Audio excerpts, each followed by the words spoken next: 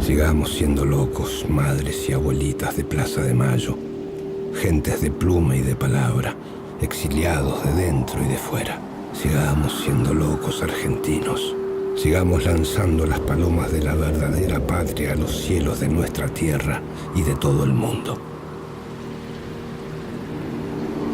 ¡Queremos nuestros hijos!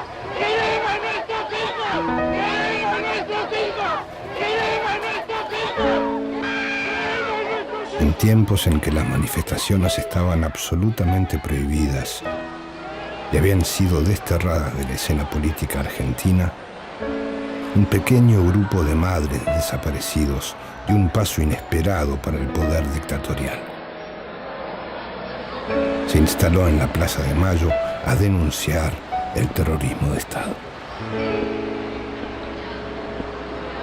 Nosotros lo que hacíamos era quedarnos en la plaza, pero realmente no teníamos cómo.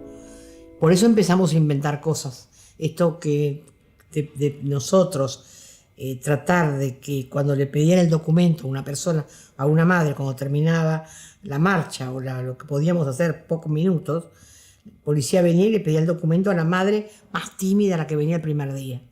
Le sacaba el documento y claro, esa madre se moría de miedo, después no quería volver. Entonces un día dijimos, no, mira, cuando le pide el documento a uno le damos todas.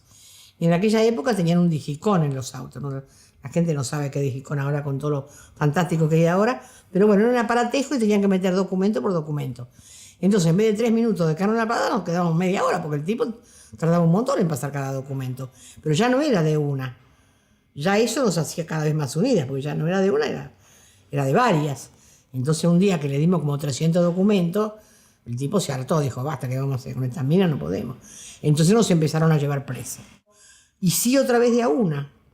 Y nos encerraban en una celda con un muerto, nos rigoreaban, y también decidimos ir todas presas. Cuando iba una, teníamos todas las que nos animábamos, teníamos que ir presas. Recuerdo una gran manifestación que hubo acá, se llevaron mucha gente y estaba Azucena esa noche también en la manifestación. En la detención de tanta gente, a mí me tocó la comisaría quinta y los servicios de inteligencia son los que tomaban declaración. Me tocó a mí primero Azucena y me dijo, él quería saber quién me mandaba, a quién buscaba y quién era mi hijo y quería información. Y entonces en un momento le digo, mire, que si a usted lo hubieran llevado, como a mi hijo, porque su hijo quizás tenía ideas y por ese motivo se lo llevaron. Entonces era un militante quizás y lo llevaron. Y su madre estaría tan desconsolada y dolorida como yo, y caminaría de mi brazo buscándolo. ¿Y a usted qué le parece? Le fastidió tanto que me dijo, váyase que ni la quiero ver. Con la sola estrategia de persistir para ser vistas por Argentina y por el mundo, las madres continuaron jueves tras jueves yendo a la plaza, y cada semana eran más y más. Lentamente comenzaron a transformarse en uno de los obstáculos más difíciles de enfrentar para el autodenominado proceso de reorganización nacional.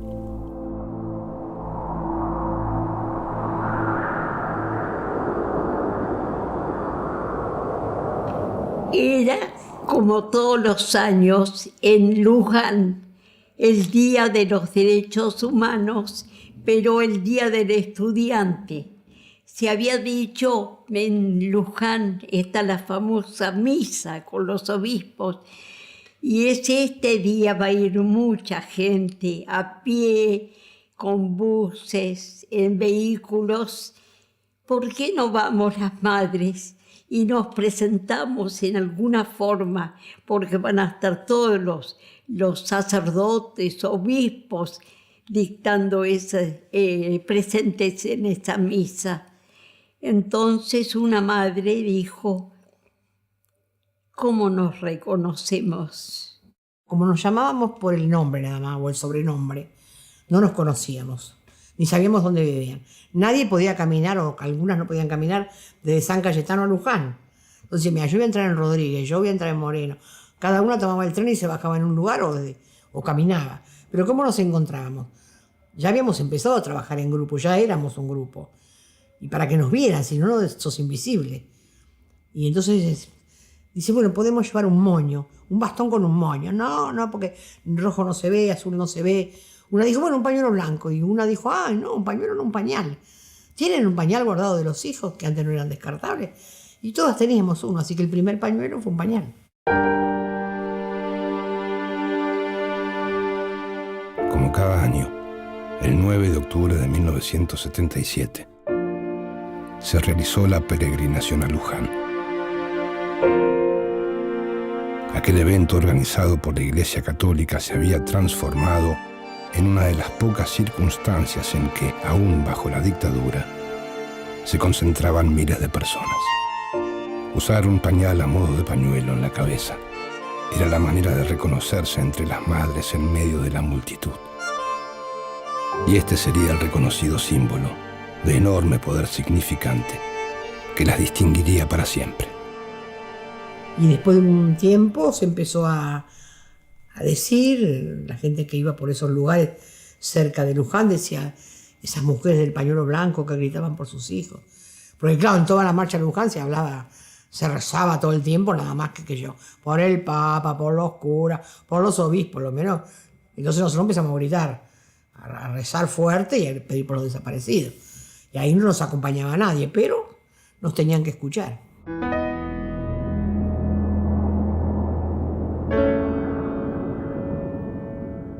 ¿Ustedes piensan que la mayoría del pueblo argentino está al tanto de lo que... No, señor, no. Se le niega.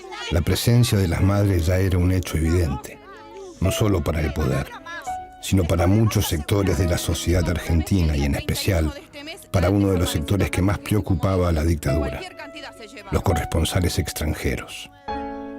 Esos periodistas que escapaban a la censura o la complicidad interna de los grandes medios de comunicación podían transmitir lo que la dictadura quería evitar que trascendiera. Miles de mujeres, miles en todo el país, miles.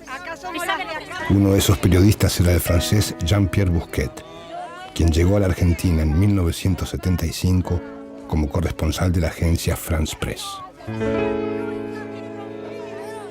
Yo hablaba mucho con los militares porque estaba acreditado ante el ejército, porque esto se hizo antes del golpe. Y tenía contactos porque era la sede donde se podía tener noticias. Y a menudo charlaba con ellos de las madres, de las locas. Ellos las llamaron locas. Y ellas se quedaron con este título. Pero hablaba con ellos y siempre me preguntaban, ¿pero por qué te interesas a estas mujeres? Y si no son nada, no, son cuentos, no existen realmente. Y yo en esto tuve siempre una postura muy sencilla. Le decía, mira, yo no sé si son nada o no, pero existen, manifiestan en Plaza de Mayo regularmente, preguntan, ¿y por qué no contestan? Bousquet no daba crédito a la respuesta de los militares, ya que había tomado contacto con decenas de familiares de desaparecidos que lo habían ido a buscar a su lugar de trabajo para contarle cómo los grupos de tareas habían arrasado sus casas, llevándose secuestrados a sus hijos, que entonces estaban desaparecidos.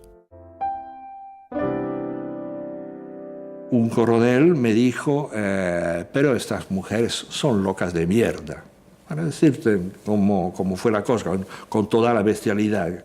Y cuando regresé de esta entrevista, encontré a algunas de las madres, les dije, bueno, miren, ellos adentro dicen que son locas. Y una me contestó, ¿somos locas? Sí, posible, probable.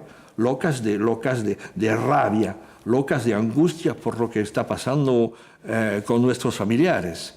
Y bueno, si son locas, quedamos con el título, somos las locas de Plaza de Mayo, pero que nos contesten. Miente. Hace 2 años que estamos así. Nosotros solamente queremos saber dónde están nuestros hijos, vivos o muertos. ¿Qué? Que muestren la cara y digan por qué. ¿Dónde están? No deben saber dónde están. No que los liberen. ¿Por qué no nos dicen a nosotros si están vivos, si están muertos? Nunca jamás supimos más nada de ellos. Y el ejército lo ha hecho eso. El ejército lo ha hecho eso.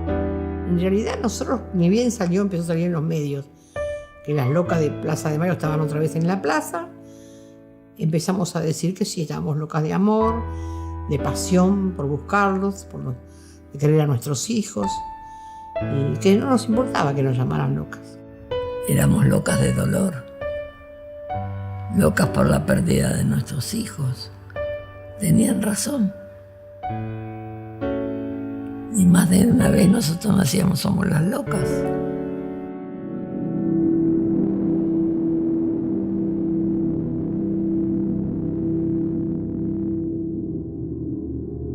Cuando los militares comprobaron que eran estas mujeres las que estaban desbaratando el plan secreto para perpetuar la dictadura, la táctica para atacarlas cambió. Ellos, que habían montado el aparato terrorista más siniestro de la historia argentina, estaban perdiendo la lucha contra esas mujeres. ¿Cómo podía ser? Tenía que haber detrás de ellas alguna organización política considerada por ellos subversiva que las condujera. Por eso había que encontrar ese contacto. Fue esta la razón por la que el almirante Emilio Macera elaboró una estrategia de infiltración al grupo de madres y mandó al capitán Alfredo Astiz para llevarla a cabo. Nosotros lo conocíamos con el nombre de Gustavo Niño Vela. Él se había infiltrado en el movimiento de madres de Plaza de Mayo con ese nombre. Nos dijo que tenía un hermano desaparecido. Lo único que realmente fue verdad era que residía en Mar del Plata. Este joven merodeaba a las madres, se granjeó la simpatía de las madres, porque era muy simpático, muy cordial, pero a quien más controlaba era Azucena. Astiz, en cuanto vio que Azucena era la que nos movilizaba, se pegó a Azucena como una estampilla.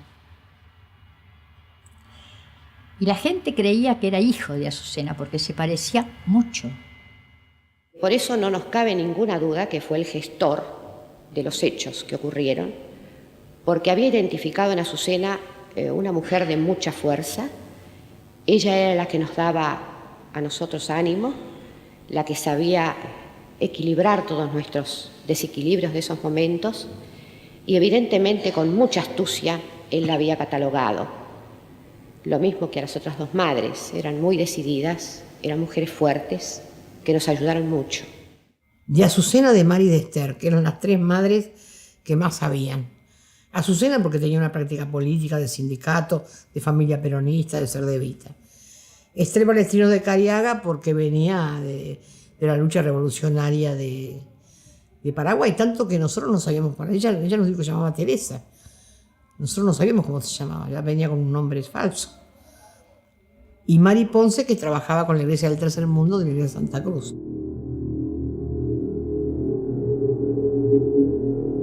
A pesar de su cercanía al movimiento, Astiz no pudo encontrar al supuesto cerebro subversivo detrás de las madres. Sencillamente porque no existía. Es por eso por lo que la dictadura empezó a concebir un nuevo plan que golpearía en el corazón mismo del movimiento.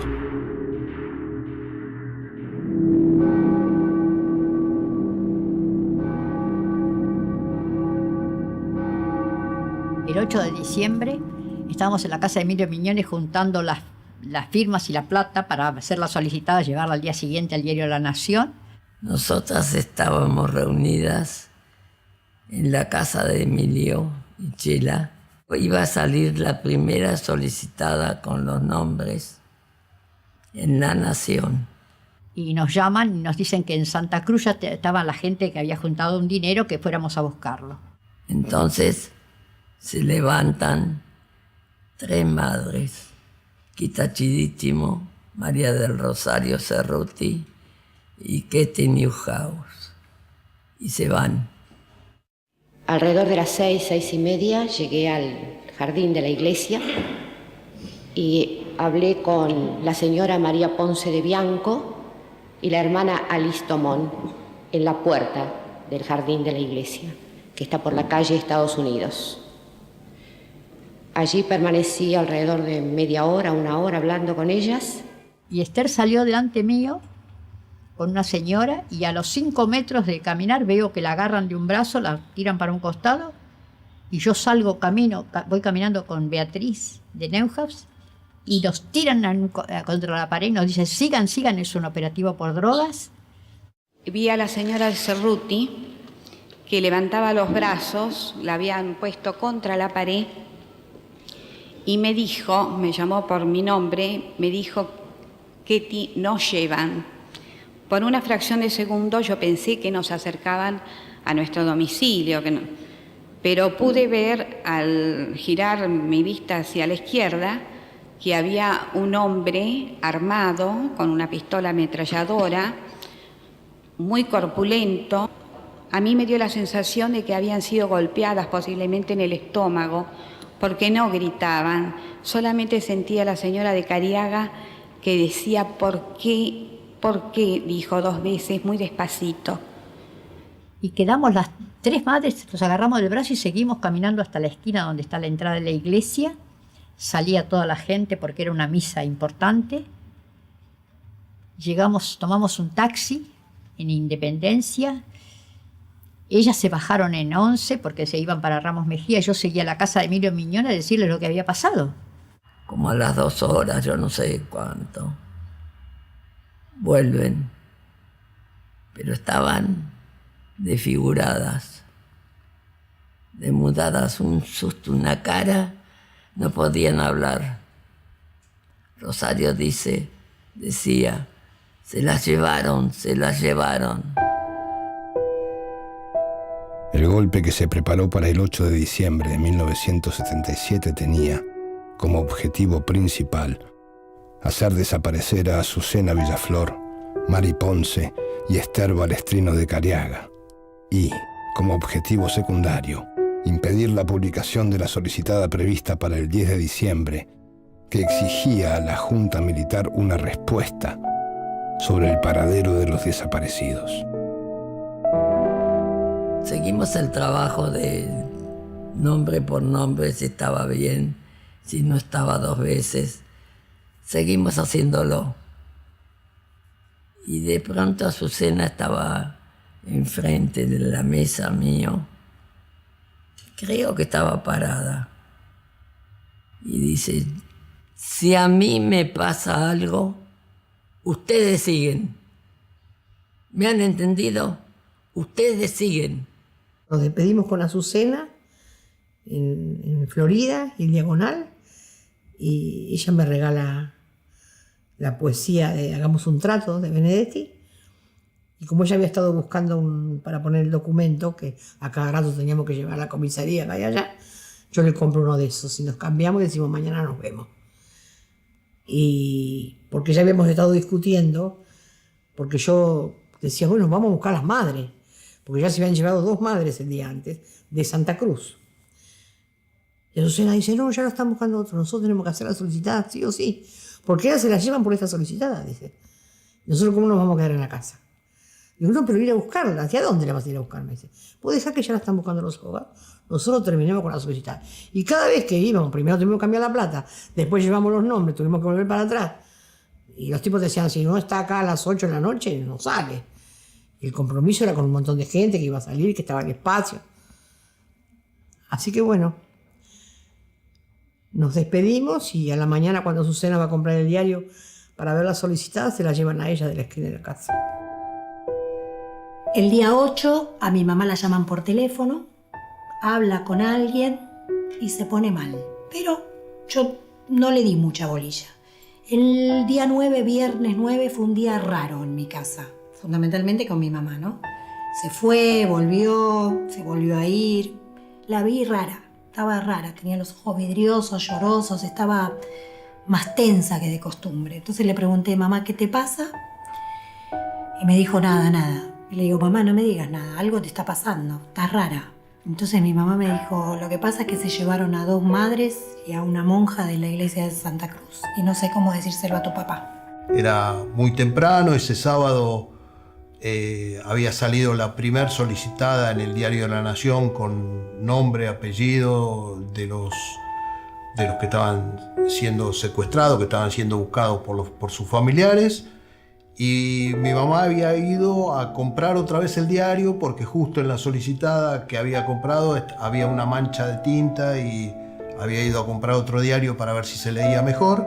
Entonces me golpea la puerta del cuarto y me pregunta, nena, ¿qué querés comer? ¿Carne o pescado? Y yo le contesto pescado. A mí me gusta más el pescado, entonces dije pescado. Y mi mamá me dijo, qué suerte, así me voy a Mitre y compro otro ejemplar del diario. Bueno, esa fue la última vez que yo vi a mi mamá, ¿no? Ellas, que suplicaban saber si sus hijos estaban vivos o muertos, que eran madres y que, como tales, habían salido de sus casas impulsadas por la más terrible de las incertidumbres. Ellas, que se sentían expresión del grito más elemental y humano, ya entonces no estaban a salvo.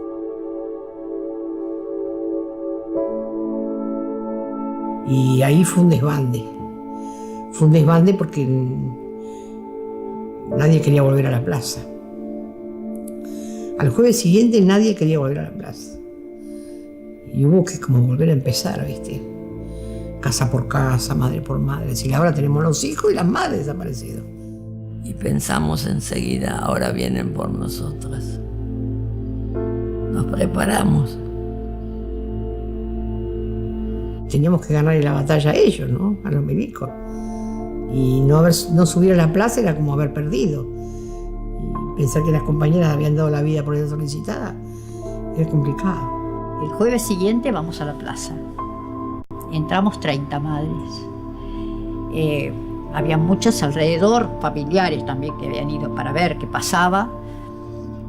Pero todos se habían quedado afuera para avisar a alguien si nos llevaban, no sé yo. El miedo era terrible. Y ese primer día fueron muy pocas madres, porque vino la policía con perros, con gases, se puso en los árboles, ¿viste? Para amedrentar. Y algunas madres que venían se quedaron en las esquinas, no se animaron. Y unas pocas subimos a la plaza. ¿Cómo sería regresar a la plaza sin Azucena? ¿Qué peligros implicaría permanecer en ese lugar, a la vista de la policía que estaba al acecho? ¿Qué sentirían esta vez si las volvían a seguir, como tantas veces, al volver a sus casas, después de lo que había sucedido? Eran preguntas que surgían del miedo y del vacío. Pero el jueves 15 de diciembre, apenas 5 días después del secuestro de Azucena, 30 madres entraron en la plaza.